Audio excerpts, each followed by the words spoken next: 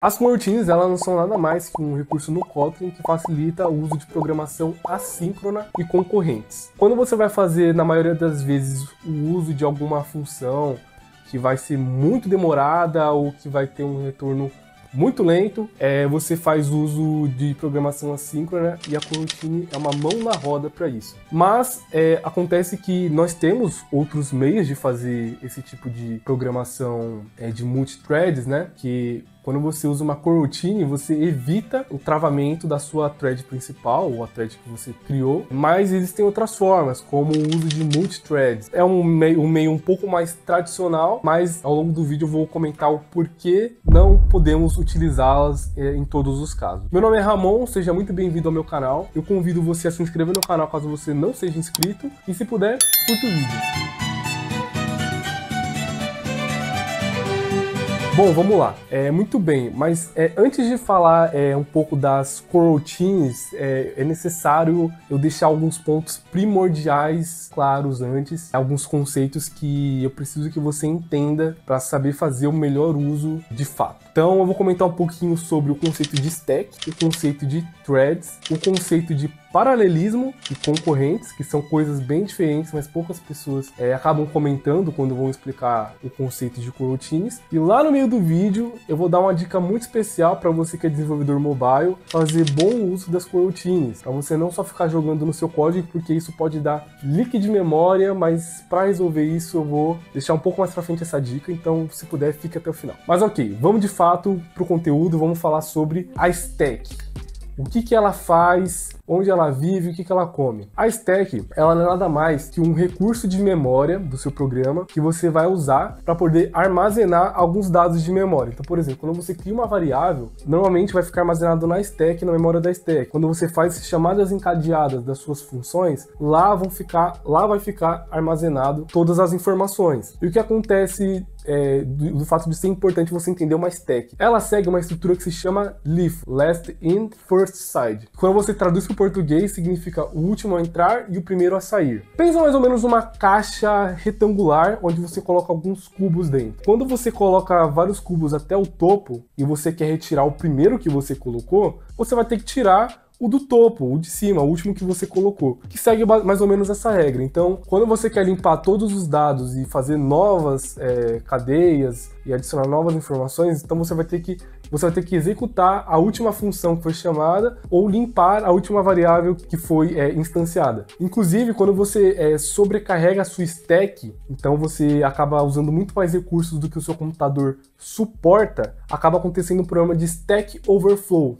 que muitas pessoas já conhecem esse site, mas não sei se sabiam todo o conceito. É basicamente isso, quando você estoura o limite de memória do seu computador ou do seu programa, colocando muitas informações. E é assim que funciona o uso de stack. Mas é nesse momento que eu puxo o gancho para as threads. As threads, elas possuem os seus próprios registradores, stacks e contadores. Então, o que acontece? Dentro de uma thread, você vai ter uma stack. Então, você vai ter armazenamento de memória, tempo de consumo de dados dentro de uma própria stack. Então, vamos supor que você tenha uma stack global para todo o seu código, para todo o seu programa. E quando você tem a sua thread principal, que é muitas vezes quando o seu código está seguindo uma certa linha, ele possui a própria stack. Então, é como se você tivesse uma thread. A thread, ela tem a sua stack e conforme vai sendo executado, ela joga para a stack principal do programa. E ela segue mais ou menos esse formato. E uma coisa muito interessante é que quando você faz isso, né, você cria outra thread em paralelo à outra,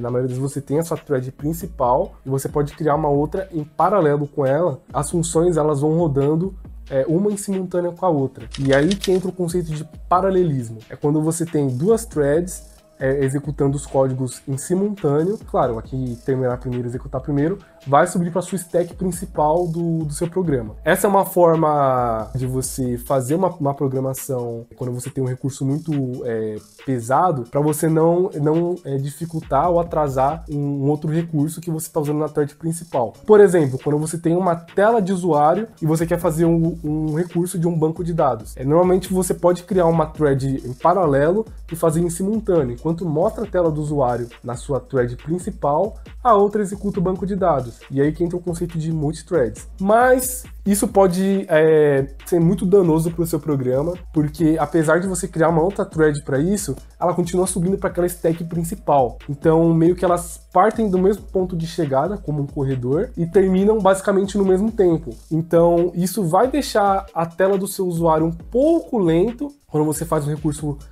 muito pesado em outra thread em simultâneo. E também, se o recurso for muito demorado, muito provavelmente você vai acabar obtendo algum erro no seu log, no seu programa, de algum Stack Overflow que pode ter ocorrido, e assim por diante. Ok, eu expliquei o que é o paralelismo para você, mas você me pergunta, tá, mas e o que é a concorrência? E é nesse gancho que eu também puxo as coroutines. As coroutines, elas seguem esse padrão de concorrência. Que é o que acontece, você não vai fazer uma criação de uma nova thread quando você tem o uso de coroutines. Você vai, dentro da sua própria thread, organizar de uma forma melhor a sua stack para que as funções sejam chamadas de uma melhor forma. Ou seja, você não vai fazer como o corredor de corrida que correm ao mesmo tempo, no mesmo ponto de partida, é o mesmo ponto de chegada. Eles vão ser diferentes, então quando você coloca uma função dentro de uma coroutine, ela vai ter o seu próprio ponto de largada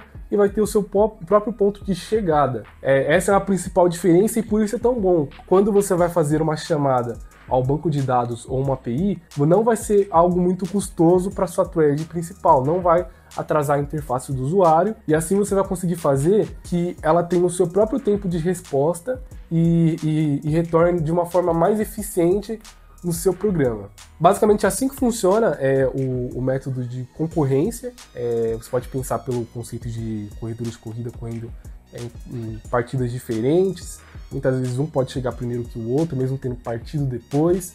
Mas chega de falação e vamos para o que importa, que é o código. Vou te mostrar aqui como funciona o uso e as diferenças que tem quando você cria o padrão multithreads e quando você cria uma coroutine. Então, pessoal, acho que o meu editor colocou aí na tela para vocês verem a diferença dos códigos quando você tem um código multithread e quando você tem um código em coroutine. Então, vocês podem ver aqui quando vocês têm um código de multithread. Nesse código, eu criei uma variável que ela se chama minha thread. E nela, eu estou criando uma thread nova. E o que ela faz? Ela simula uma chamada ao banco de dados. Então, eu criei outra variável ali que se chama resultado, que ela está chamando a função banco de dados. E ela, claro, ali dentro dessa função, ela está fazendo um sleep. Ela está atrasando 2 segundos o retorno dela para simular um atraso na chamada de banco de dados, que normalmente é algo que demora mais tempo. Aí o que acontece? Ali dentro da minha thread que eu criei, ela vai devolver o resultado do banco de dados. Logo depois que eu crio essa minha thread, eu dou um join nela. O que esse join faz, que é muito importante? Ele faz com que a minha thread principal termine para aí sim chamar a minha outra thread. Então, ela foge um pouquinho do padrão do paralelismo, mas elas são executadas em simultâneo, mas o retorno ele acaba sendo uma em cadeia da outra. Tanto que se você quiser testar esse código e executar para ver como fica, você vai ver que vai executar primeiro o programa principal concluído e depois vai mostrar o resultado de thread e os dados do banco de dados ali. Basicamente assim que funciona, quando você vai criar uma thread em paralelo com a sua thread principal, você pode aguardar ela acabar com um join, ou você pode fazer só simplesmente executar e ver quem acaba primeiro, tirando esse join. E o que está aí no lado direito, que você deve estar vendo, é o uso das coroutines, que é o que importa para você, eu acredito, que você está vendo aí, deve estar muito interessado para saber como é que funciona. No contexto da linguagem de programação Kotlin, você cria dessa forma, você cria um run blocking, e dentro dela você vai colocar as suas chamadas assíncronas, as suas funções assíncronas. Mas o que é muito importante, eu quero que você olhe ali embaixo, onde está suspend fun, que é uma função suspensa, que é nada mais que uma função assíncrona. É muito importante você colocar essa palavra-chave suspend para você falar que é uma função assíncrona, que é que você está avisando para o seu programa que ela é uma função que vai ter o seu próprio tempo, que você pode fazer em conjunto com as coroutines. Então você vai colocar dentro de um run blocking, que você vai estar dizendo que é uma coroutine, e ali na minha variável resultado, você vai colocar o retorno desse banco de dados. Então você vai colocar o async para dizer que é uma função assíncrona que você está chamando, e dentro desse bloco do async, você vai colocar a sua função suspensa. Bom, e ali dentro do print ln, você vai ter o resultado da coroutine, que ali vai estar resultado.await. Await significa aguarda, do inglês. Então você vai meio que aguardar o tempo de resposta e ali você vai capturar o que você está precisando. É basicamente isso. Essa é uma estrutura muito mais coesa, de muito menos custo de dados, de custo operacional do seu programa, e por isso é importante você saber como ela funciona. Voltando aqui para mim, essa é a principal diferença que nós temos entre o uso de multithreads e o uso de coroutines. Quando você cria uma nova thread, quando você faz bom uso de uma thread. Mas eu ainda tenho uma dica muito especial para você, se você é desenvolvedor mobile, está começando no Kotlin multiplataforma, eu tenho uma dica muito especial para você não cometer esse erro de criar multithreads. Não que seja necessariamente um erro, mas vem se tornando uma má prática, que é o que deixa o seu aplicativo muitas vezes muito lento. Só que você vai ter que fazer uma paradinha antes, que vai estar escrito bem aqui na tela agora, para você pegar essa dica. Ok? Essa dica muito especial é o uso do Lifecycle Scope, que é basicamente quando você cria um escopo do ciclo de vida da sua aplicação. Então o que acontece? Muitas vezes quando você tem a sua tela do seu aplicativo, ela tem um ciclo de vida, quando ela é criada, quando ela está em consumo, o usuário está rodando, vendo ela, e quando ela morre, que é basicamente o on destroyer dela. E porque o uso da coroutine junto com o Lifescope é uma mão na roda, é a chave de tudo.